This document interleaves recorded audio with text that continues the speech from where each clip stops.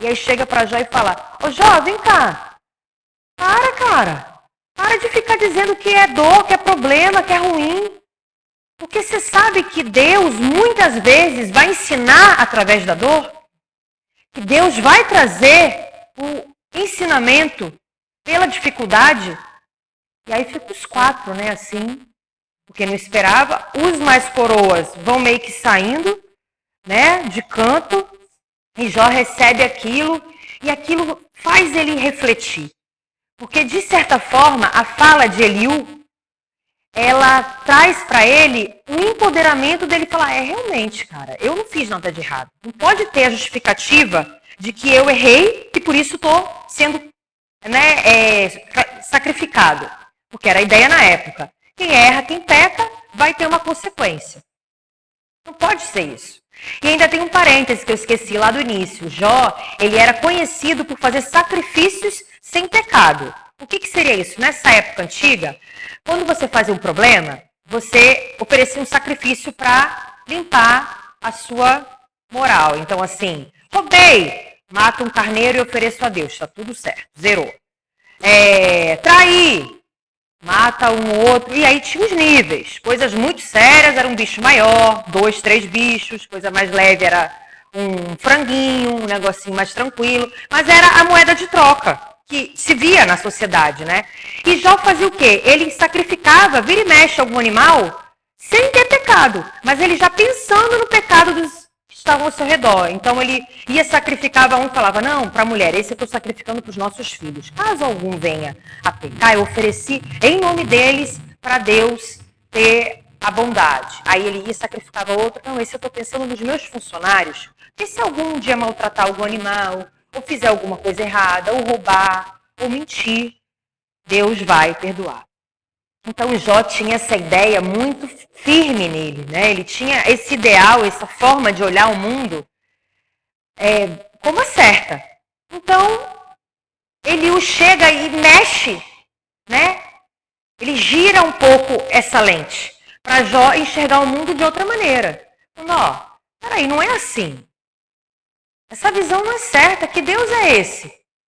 Em que é só isso? A dor, o ruim você faz e tá tudo bem, é você que cometeu, Deus vai lá, você faz o sacrifício, liberou. Você não fez o sacrifício, você errou muito, aí Deus vai dar um retorno. Então você está recebendo um monte de coisa, não é assim. Não é assim. Você tem que pensar que Deus muitas vezes está mostrando algo para você. Está querendo que algo aconteça em você. E aí ele vai e deixa Jó, né? E Jó fica realmente assim muito mexido.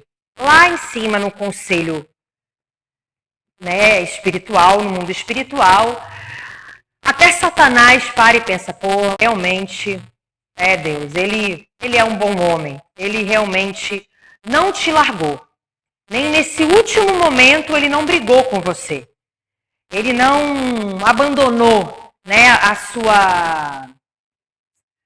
sua luz, né, o que você movimenta. Então, eu acredito que ele mereça, né, ter de volta a vida. E aí Jó vai e mais uma vez, né, quando o jovem sai, ele mais uma vez chega e ajoelha no chão e fala, Deus, eu não sei o que é, eu realmente não entendo por que isso tudo está acontecendo comigo, eu não quero mais abominar o dia que eu nasci, porque eu acredito que tem um sentido de eu estar aqui. E eu quero que você fale comigo, Deus, me dê uma resposta. E aí, nesse momento, eles dizem que vem um redemoinho muito grande, que Jó cai para trás, ele já está sozinho nesse momento. E aí Deus fala. Deus fala, e aí é a parte, assim, que eu acho que começa a conectar com o Rodrigo lá, o meu cliente do início, e com a gente. Porque Deus, ele não fala, tá bom, meu filho, senta aqui, é isso. A gente resolveu dar isso para você aprender isso aqui. A gente resolveu. Não é assim. Deus fala de várias outras maneiras, né? E é isso que ele entende. Porque Deus não começa a explicar sofrimento nenhum. para ele. Deus, na Bíblia diz que Deus fala essas coisas, mas eu acredito que o que aconteceu? Provavelmente, eu acho que ele desmaia e ele faz uma viagem astral. E Deus mostra para ele a realidade imensa que é, né, o divino, né? Porque não é nem um mundo, esse mundo que a gente conhece, é todos os mundos, é a capacidade sem fim. Então eles falam, por exemplo, que Deus vai, dentro do poema, né, na parte que Deus fala, ele vai falando tudo. Você sabe como é que o alto dessa montanha foi feito? Você sabe de onde vem essa imensidão do céu?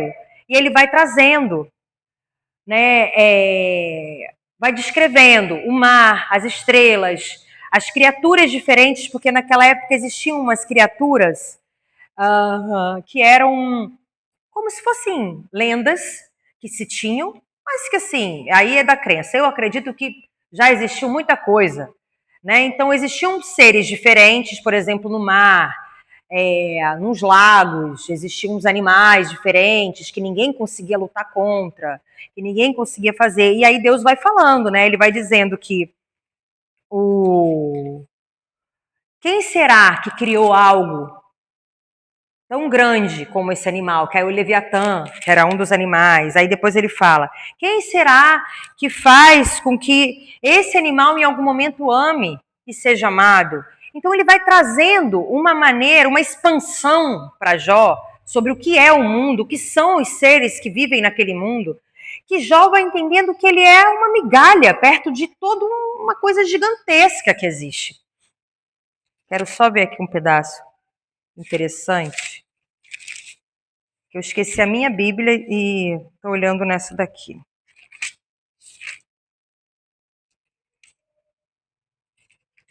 Peraí.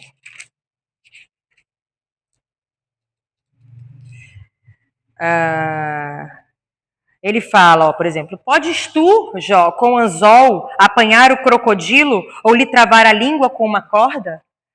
Pode meter-lhe no nariz uma vara de junco, que é como se fosse um pau, né, muito fino, ou furar-lhe as bochechas com um gancho? Acaso te fará muitas súplicas?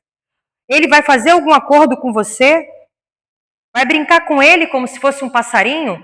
Então imagina o tipo de nível de conversa, né? E ele está dizendo que se ele vai fazer isso com um crocodilo, e ele fala de vários outros seres, ele fica uns 3 capítulos falando, né? Ele fala sobre a imensidão, ele fala com onde está o caminho para a morada da luz e quantas trevas, onde é o seu lugar para que a conduzas aos seus limites? Tu sabes por que nesse tempo é nascido e por que é grande o número dos teus dias? Ele fala, você sabe de onde que você vem? Por que você nasceu? Por que você recebeu a família que você teve? Você sabe, Jó, por que você teve os animais que você tinha? Você entende de onde que isso acontece? Então ele vai falando tanta coisa que eu, assim, quando eu li a primeira vez, eu estava fazendo primeira comunhão. E eu tinha uma professora que ela adorava o Antigo Testamento.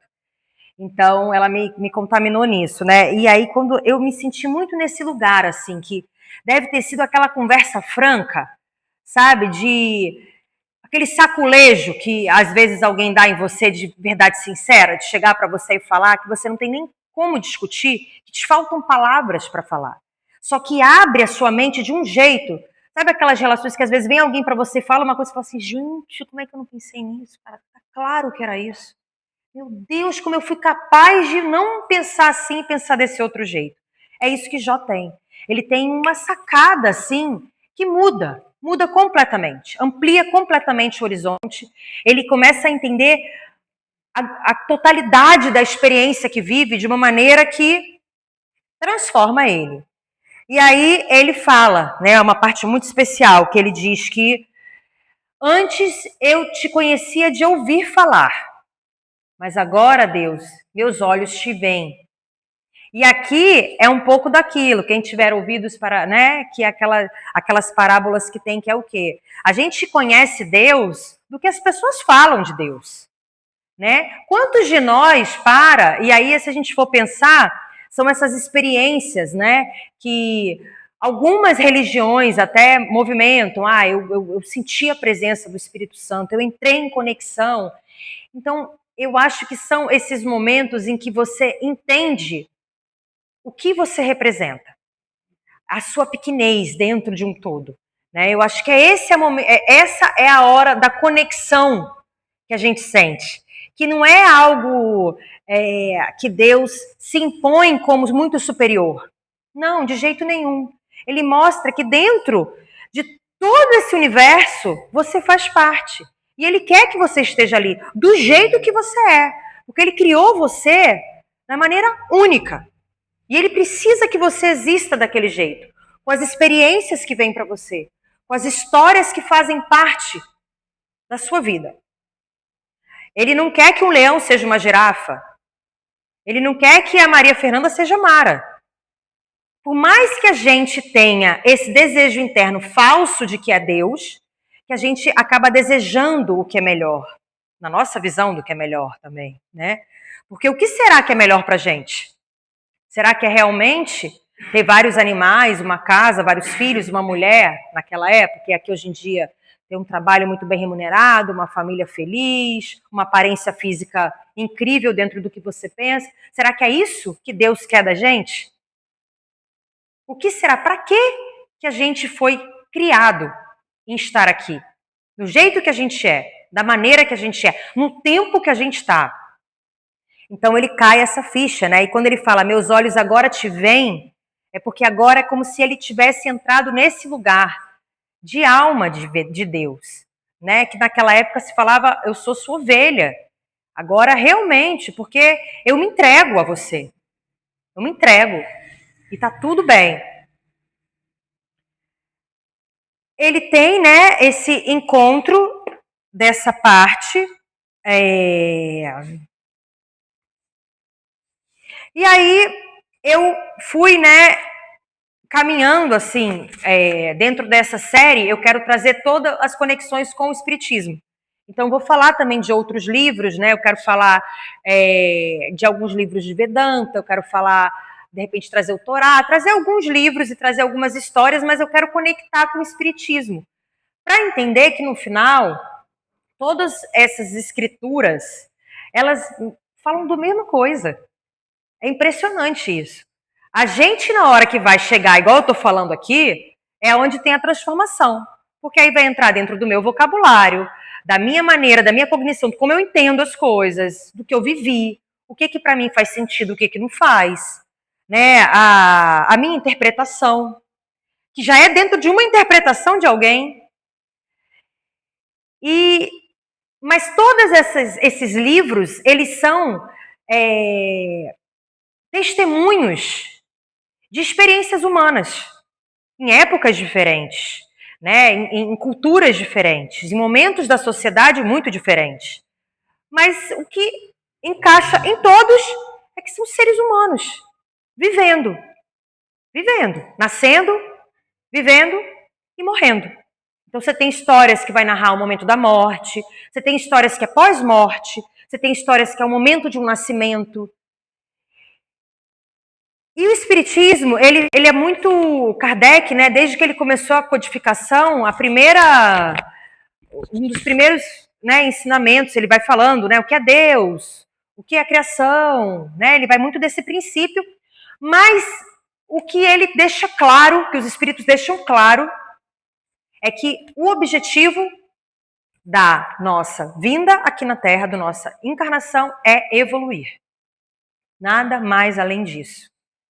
Então, quando eu conecto a história de Jó, né, com isso, eu vejo que, assim, até a professora que deu aula para mim botou nesse sentido, né, que era a história que ensinava o castigo de Deus, era a história de Jó.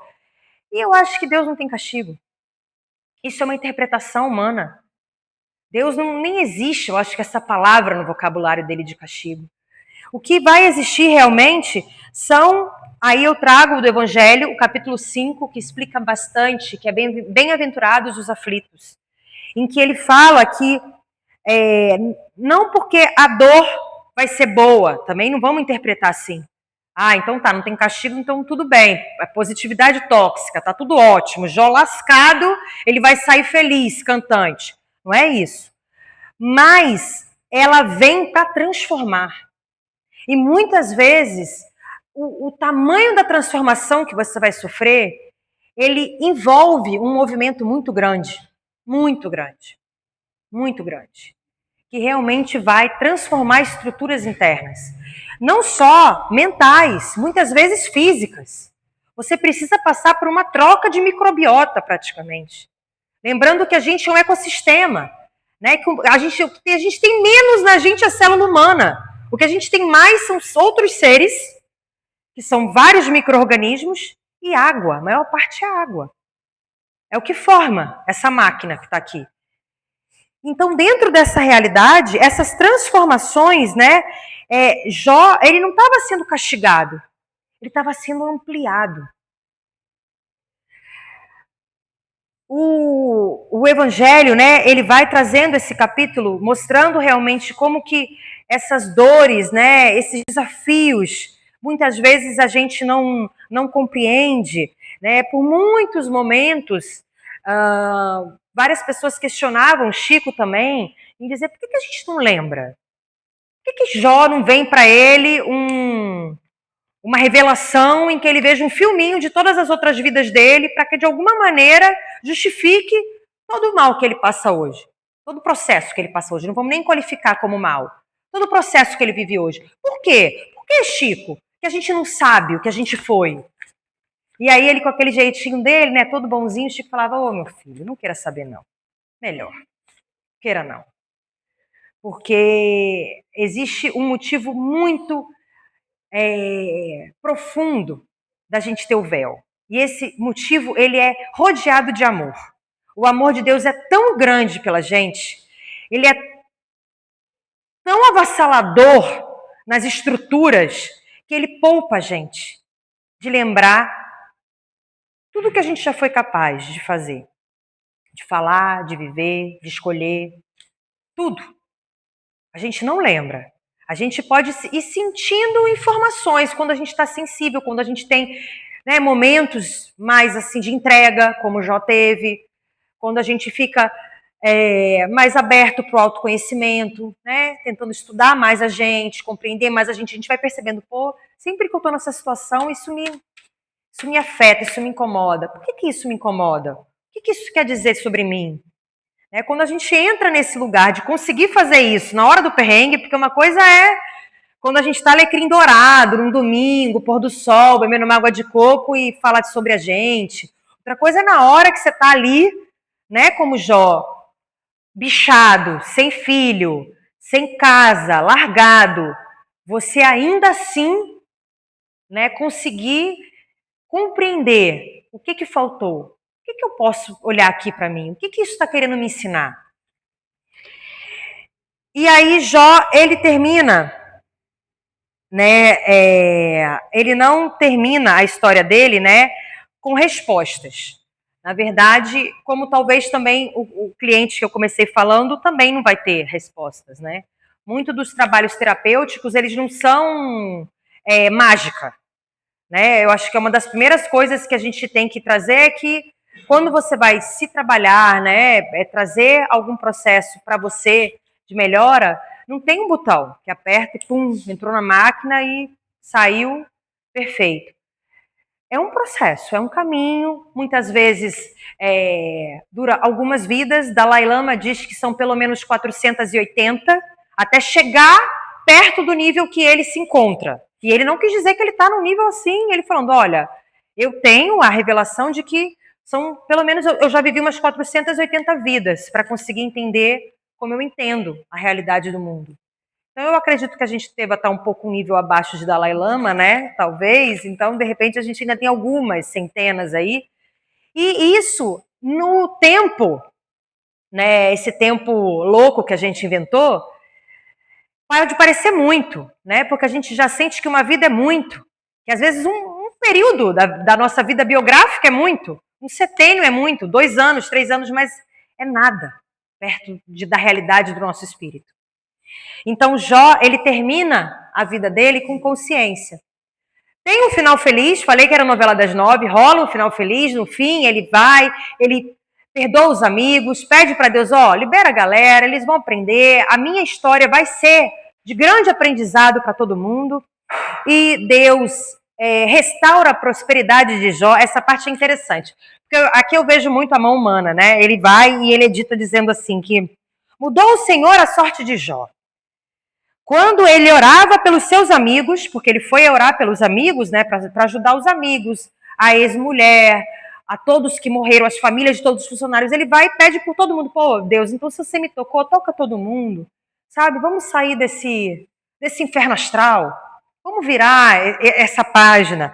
E aí, o Senhor deu-lhe em dobro tudo que antes possuíra. Vieram a ele todos os seus irmãos, todas as suas irmãs, quando todos os que conheceram comeram com ele em sua casa, consolaram, falaram, cada um deu para ele um anel de ouro. Como foi melhorando a moral de Jó. E aí o Senhor abençoou muito Jó, né? Mais do que no primeiro momento da vida dele. E aí veio e deu 14 mil ovelhas para ele. Depois ainda deu 6 mil camelos, e 1.000 juntas de boi e 1.000 jumentas. Ficou bilionário agora. Ele era mi, ficou bi. E aí chamou, ainda deu uma mulher, e deu mais 10 filhos. E Jó, ainda para terminar, depois disso, viveu Jó 140 anos, tá? E viu seus filhos e filhas até a 4ª geração. E aí morreu Jó, farto de dias. Eu não duvido. Não duvido, porque eu acho que a gente tem a visão muito pequena. Na verdade, diz a ciência que o corpo humano pode viver até 150 anos, se nunca tivesse entrado em nenhum desequilíbrio. Mas só nascer já é um desequilíbrio, né? O oxigênio já é o primeiro trauma. Então, se a gente não vivesse nenhum processo, fosse tudo assim, estilo Elon Musk, talvez, na máquina, com luzes, com tudo ali perfeito, alimentação, digestão, tudo fabricado, a gente viveria, o nosso corpo tem estrutura para viver no mínimo 150 anos. Né? Só que o processo que a gente faz, a gente desconta em uns anos de destruição.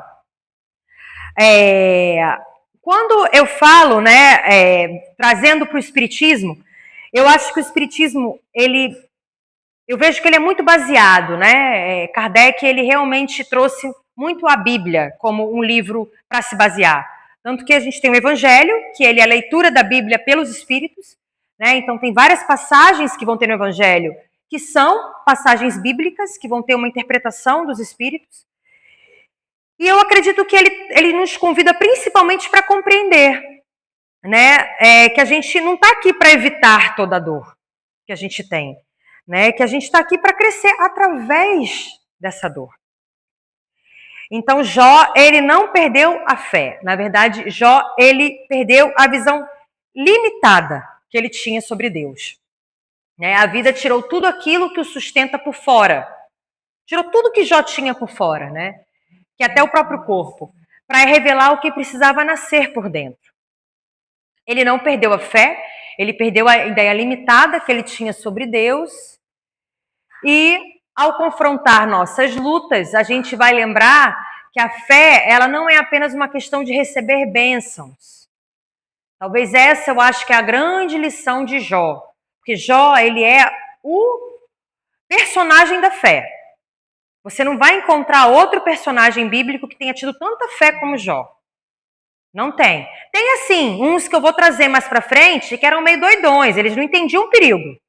Que tem o que entrou na caverna com o leão, tem uma galera que não entendia muito bem, mas não era porque tinha essa confiança. Muitos, como Moisés, ele foi guiado, ele tinha, né, ele recebia mensagens.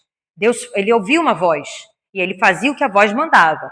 Então Jó era aquele que no silêncio, no quarto escuro, sem ser um homem de fé ali, né, ou judeu, ou caldeu, ou abeu, ou sabeu, todos esses povoados que eles giravam em torno de uma grande fé de algum deus ou alguns deuses, como existiam na época. Ele não, ele era um homem normal.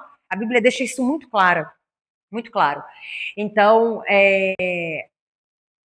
A grande lição que eu acredito é essa, sabe? Que Jó, ele traz a história de que não é só receber bênçãos, que não é só o tempo todo tudo maravilhoso, mas é a gente permanecer firme em tempos de provação. A gente não desistir de Deus, a gente não brigar com Ele, a gente não pôr para fora aquilo que a gente precisa olhar para dentro. Então era essa a historinha que hoje eu trouxe. Se alguém quiser falar alguma coisa, eu consegui não acabar depois das 8. Tô ficando mais disciplinada. E é isso, gente. Agradeço demais. Não sei se alguém quer trazer algum ponto. Alguém já conhecia essa história de Jó? Era? Assim, não ia muito para a igreja, mas ele gostava muito da Bíblia. Uhum. E esse Jó, ele era muito dos favoritos. Eu adoro Jó. Também é um dos meus. Por isso que eu comecei com ele. Na verdade, gente, tem uma Bíblia, sabe? Eu acho que a gente também rolou muito preconceito com isso.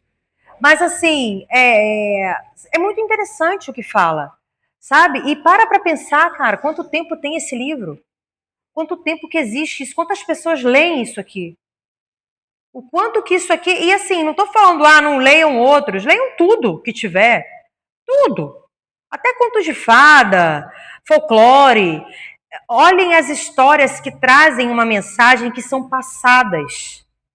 Porque quando não tinha nem impressão, né, na época, por exemplo, de Moisés, que ele vai e faz na pedra, né, que ele escreve os primeiros mandamentos, era a maneira, para você não sumir aquilo, eles tentavam deixar registrado de uma maneira ou de outra. E principalmente através de histórias. Porque as histórias eram passadas, eram contadas em vários momentos. Em vários momentos. Então a gente criou um preconceito com a Bíblia, tudo bem, eu acho que tem um vocabulário, talvez assim, como um Machado de Assis, né? Nada contra, mas assim, é uma linguagem difícil. Às vezes é difícil de entrar no que ele está querendo contar pra gente, porque é a forma que ele fala. Mas existem várias edições, então vocês podem procurar. Eu acho muito melhor, por exemplo, as Bíblias que são usadas pelos evangélicos, os presbiterianos, né, batista, como um todo, os crentes, porque eles fazem edições com letras maiores, com palavras mais fluidas, eles contextualizam muitas vezes a parte histórica e geográfica da história, enquanto que os católicos é sempre com muita pompa a palavra, letras mínimas, sabe? Praticamente não é para ninguém usar. Tá? Ninguém vai, é muito difícil. Eu vivi muito tempo na Igreja Católica e é difícil mesmo, assim, na igreja, eles estimularem você a ter a Bíblia ali, a você ler a Bíblia, você tá com ela o tempo todo, olhar. Aqui eu suei para achar, não foi? Foi com Gabriel, com Marco. Com Marco, não foi? Não, foi com Gabriel. Procurando a Bíblia, cadê que não tinha Bíblia aqui? E eu esqueci a minha. Aí eu achei essa aqui perdida, ó, que é católica, com certeza, porque olha a letrinha. Mas tem Bíblia para mulher, que vai trazer visões dos personagens femininos. E é muito interessante, viu, gente, para a mulher, porque na Bíblia mostra a força muito grande, como as mulheres movimentaram no tempo antigo, como que elas eram fundamentais. E a importância que tinha principalmente no contexto, né, da procriação, e não só na parte do procriar de filhos, mas como que a mulher tinha capacidade de cura, era ela que cuidava dos doentes, era ela que cuidava da caça, era ela que cuidava do lar. Então, o contexto disso não é um conceito, ai, nossa, bota a mulher em casa para ficar lá trabalhando, não é isso. É porque mostra o poder da sensibilidade, da intuição que a mulher tem. Né? A gente pensando novamente, o corpo biológico da mulher, né? Cada corpo ele tem uma informação. E o corpo biológico da mulher, ele traz diferenças. A microbiota é diferente da mulher. A mulher ela tem um outro acesso à glândula pineal dela, que é a glândula que traz, né, a conexão com uma outra frequência, que a gente pode traduzir como uma outra dimensão, pode traduzir como um mundo espiritual. Então, aconselho, vou fazer outros, e eu acho que a gente sempre tem algo de bom para tirar de uma história que é passada há tanto tempo. Mesmo que a história seja péssima. Péssima. Tem umas como é aquele dos muçulmanos? Esqueci o Alcorão. Tem umas mesmo que falam, você vai, morre, você vai ganhar não sei quantas virgens lá no céu. Mas é interpretação, porque na verdade não é aquilo que quer dizer. Então vamos trabalhar tudo isso, sabe? Porque tem um sentido também lindo. O Alcorão tem cada coisa mais linda que a outra, gente. As palavras, o que falam. Mas quem ouvir com os ouvidos que tem, né, com o coração que tem, vai trazer aquilo num contexto. Então eu acho que vale a pena a gente ler, sentir, né? Como muita gente aprendeu que Jó quer dizer castigo, sofrimento, olha aí o que acontece. Outros vão entender, nossa, que expansão, que possibilidade que Jó ganhou de crescimento. Né? Por isso, ele foi diferenciado, ele ganhou a mais do que os outros na época. Bom, era isso. Obrigada, gente.